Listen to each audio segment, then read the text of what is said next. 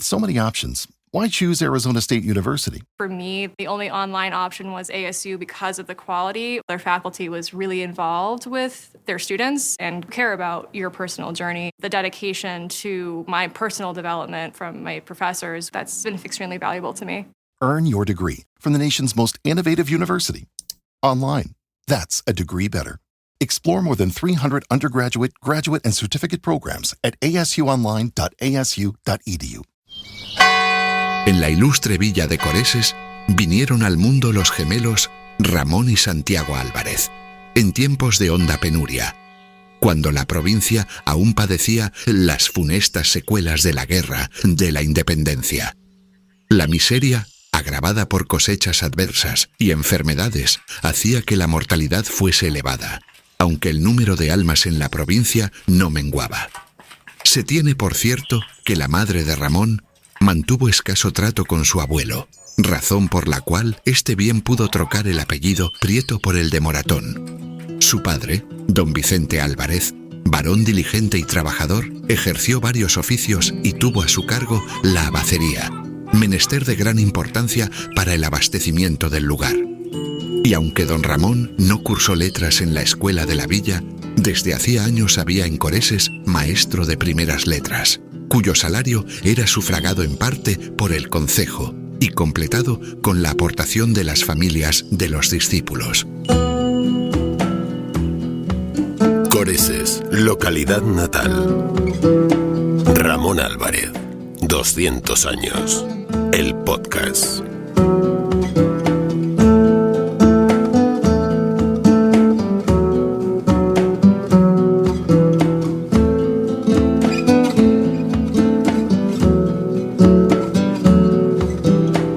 El 22 de septiembre de 1825 nacen en la localidad de Coreses Ramón Álvarez y su hermano gemelo Santiago. Los dos hermanos, hijos de Vicente Álvarez y Francisca Prieto, sobrevivieron a un parto múltiple, algo poco habitual en aquella época. Así lo explica el historiador Cecilio Vidales. Sí, sobrevivieron los dos. No te creas que hay tantos mellizos, ¿eh? Cuando esto nosotros miramos, claro, el libro de bautismos, que es lo que manejamos, ¿verdad?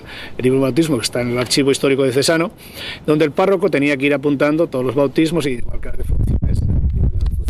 Entonces, claro, vas cogiendo así la lista, ¿no? Y es curioso que, claro, cuando nace Ramón Álvarez, ¿verdad? El ese acta, que por cierto, hay que decir una cosa de ese acta, no fue normal, pero al párroco se le olvidó apuntar. O sea, no anotó el nacimiento de Ramón Álvarez en el sitio que le correspondía. 3 años después, el teniente cura, porque había un teniente cura, un coadjutor, diríamos así para las modernas, toma nota y apunta en agosto, el 28 exactamente, sí, pues 3 años. Apunta el nacimiento de los dos, porque se apuntaba a los dos. O sea, yo bauticé a fulano de tal y a fulano de tal, uno nacido en el mismo parto, ¿verdad? Y anota todo eso ahí. Porque alguno me pregunta, dice, oye, si no sé ya que apuntó a su hermano y no anotó el de él. No, se anotaron los dos y lógicamente se ponen los dos. Y no encuentras muchos partos de dos niños, no era habitual. Hay algunos, por supuesto que todos los años hay alguno, pero no era habitual, el que hubiese dos partos. Con el nacimiento de Ramón y Santiago, la familia Álvarez suma ya 5 hijos, en un contexto marcado por la precariedad. Por aquel entonces, las autoridades zamoranas habían reconocido de forma oficial el estado generalizado de miseria. En la sesión de 31 de mayo de 1825, el Ayuntamiento de Zamora hablaba de un estado lamentable de miseria, no solo en la capital, sino también en toda la provincia, como consecuencia de la Guerra de la Independencia y del gobierno revolucionario posterior. A pesar de las dificultades y de la elevada mortalidad, la población de la provincia de Zamora creció notablemente, alcanzando los 275.000 habitantes en el año 1900. Coreses no fue una excepción.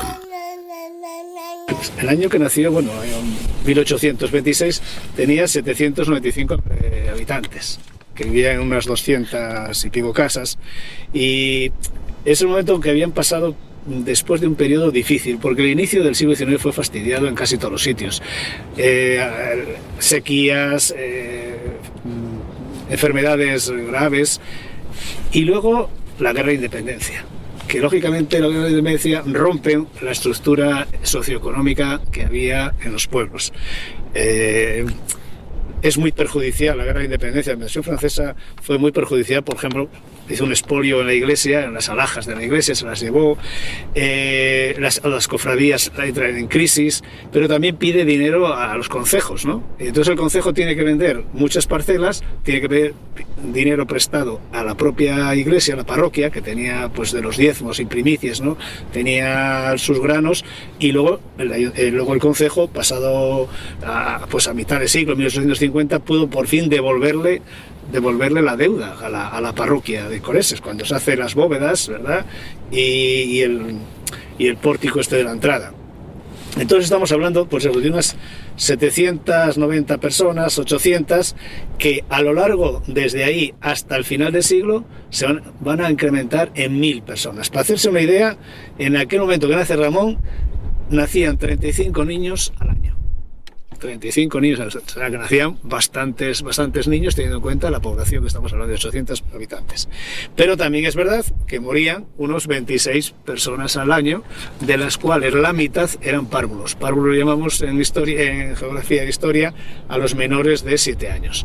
O sea que nacían 35 al año y morían 26 personas, la mitad niños. Todavía te daba un crecimiento demográfico, ¿verdad?, de por lo menos de unas 9 personas, así en términos generales, en la década que nace Ramón Álvarez. La escasez de alimentos, provocada por las malas cosechas y condiciones climáticas adversas, junto con las enfermedades y epidemias, explican en parte las altas tasas de mortalidad. En la familia materna de Ramón ya se habían vivido pérdidas. Su abuela falleció cuando su madre apenas tenía 9 meses. Bueno, los padres de Ramón Vicente Álvarez Moretón, que era de Pobladura de Sotiedra, y María Francisca Prieto Medina, que yo creo que se casan aquí en Zamora, pero se establecen inmediatamente en Coreses y tienen 5 hijos allí. Los más pequeños precisamente fueron los gemelos Ramón Rosendo y Santiago Mauricio. La hija mayor, María Nicolasa, es la que se casa, va a tener tiene una hija, la única hija que tiene además, por cierto, se casa con un señor que se apellidaba Ratón en Gallegos, pero iban inmediatamente a vivir a Coreses y ahí es donde está toda la familia. Es una de las cosas así como por la cual entendemos que allí hay la familia de Ramón Álvarez de forma directa. Estos serían los Ratón, sería de forma directa, y los Prieto serían los medios hermanos cuando su abuelo se casa por segundas nupcias. Claro, esto de que se casara Vicente Prieto, su abuelo, al morirse su esposa, que la madre de Ramón tenía 9 meses cuando muere su madre, pues claro, la madre de Ramón la crían en Zamora, su familia materna.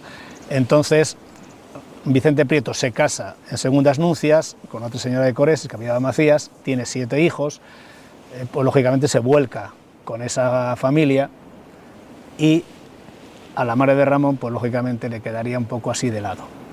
Cuando llegase el momento de que esa hija, María Francisca Prieto, va a casarse con Vicente Álvarez, que son los padres de Ramón, entonces tendrá que pedirle la herencia materna. Y posiblemente ahí hubiese sus choques, porque no tiene sentido que Vicente Prieto, que sabemos las fanegas que tenía y las ovejas que tenía, fuera a tener problemas económicos.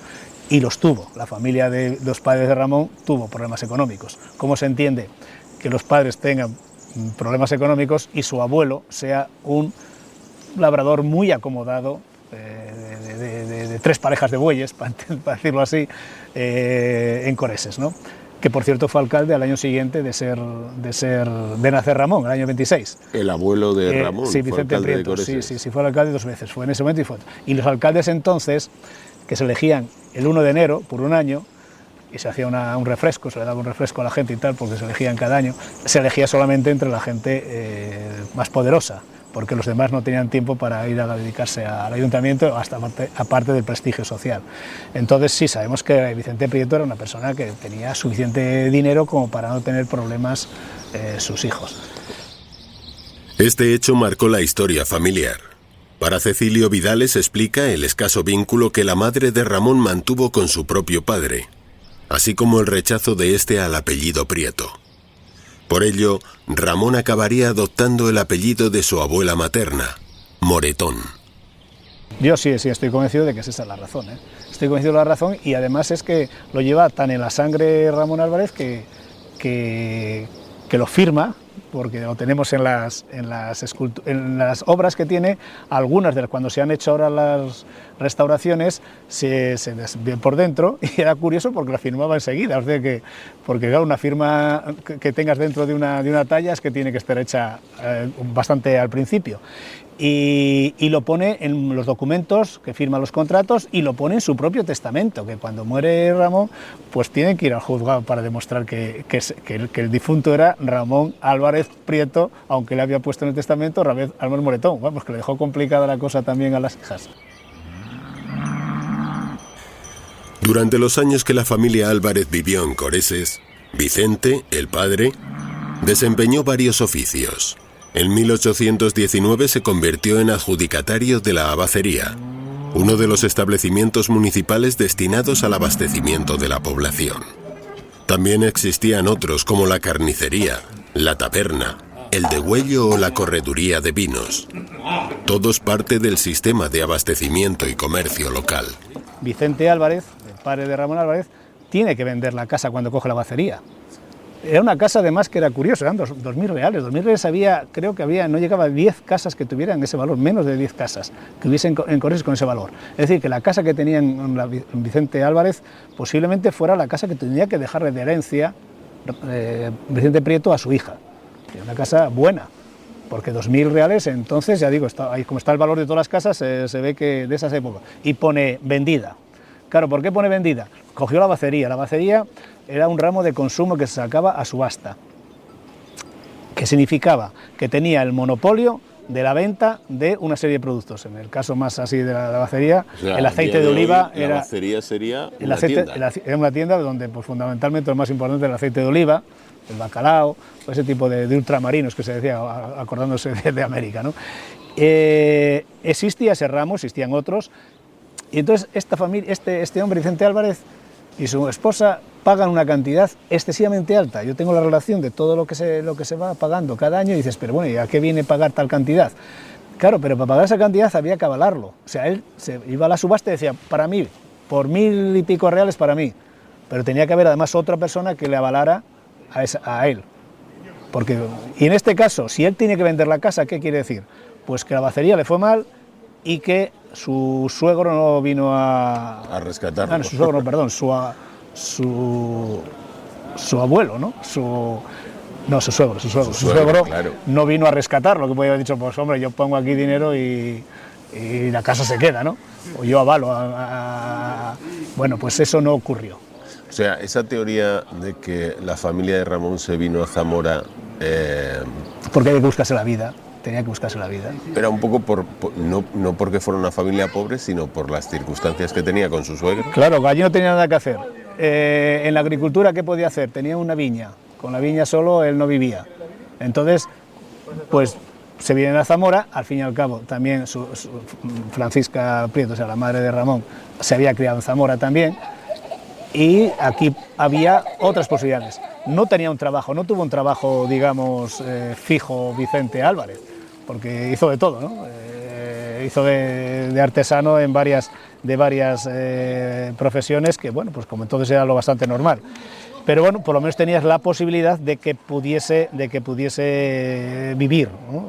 Decentemente, por lo menos trabajando. Porque mira, yo tengo aquí apuntado, maestro confitero, empleado, lavacería, portero, cesante, es decir... O sea, todas esas actividades fue la que ejerció. Fue haciendo pues de lo que le salía, ¿no? Está claro de que... Y entonces, claro, también es bastante normal que Ramón Álvarez, empiece con 14 años a trabajar de hojelatería, que era lo normal, ¿eh? Que lo normal es que los niños no estaban en la escuela, ni mucho menos, ¿no?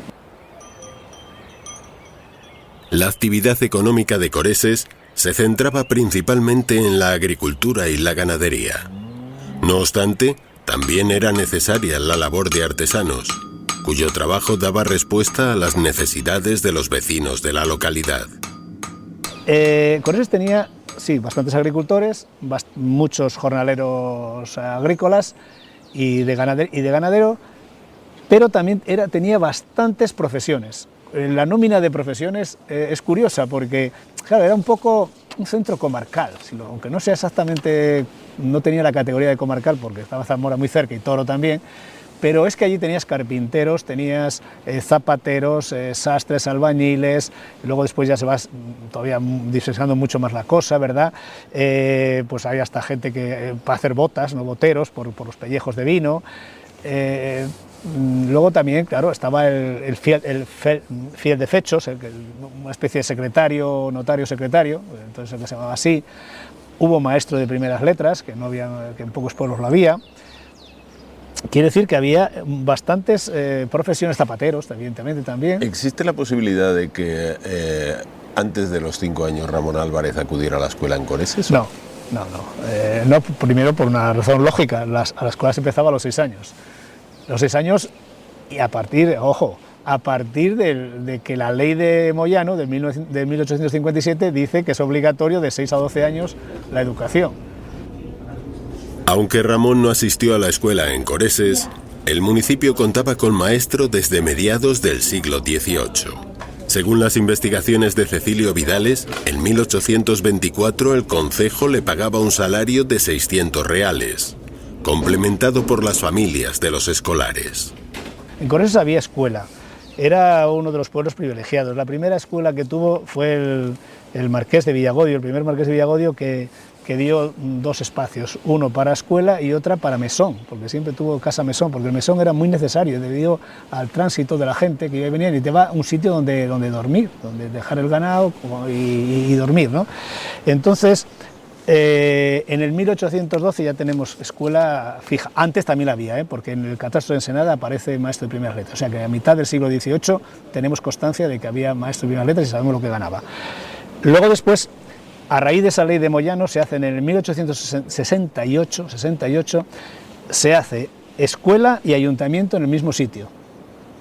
Esa escuela y ese ayuntamiento, ese edificio, duró 20 años. Porque en el 1888 el arquitecto Segundo Viloria va a hacer el ayuntamiento y las escuelas, 2 escuelas, ayuntamiento en la parte alta, casa para los maestros, que ese ayuntamiento, ese edificio lo hemos conocido todavía. Ese edificio fue el anterior al actual. Entonces por eso lo que hay, de que estén al lado de las escuelas, del ayuntamiento haya calles dedicadas a las maestras, ¿no? Y a los maestros, porque estaban allí las escuelas. Eran solamente 2 aulas, 2 espacios que superaban con mucho los 60 alumnos que ponían entonces, fíjate, ponían 60 alumnos de ratio, la ley de Moyano, o sea que se podían tener hasta 60 alumnos en las aulas, y ahí con eso se superaban porque había más niños que eso, claro, evidentemente.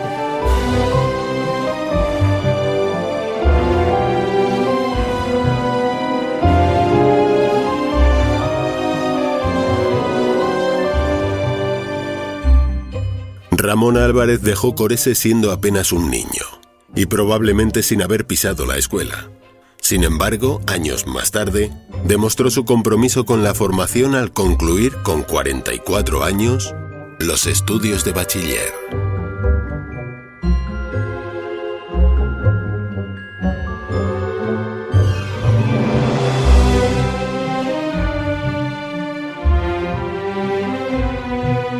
Ramón Álvarez, 200 años. Un podcast para descubrir al artista y al hombre. Suscríbete y acompáñanos en este viaje en el tiempo. Con el patrocinio de la Diputación Provincial y la Fundación Caja Rural de Zamora.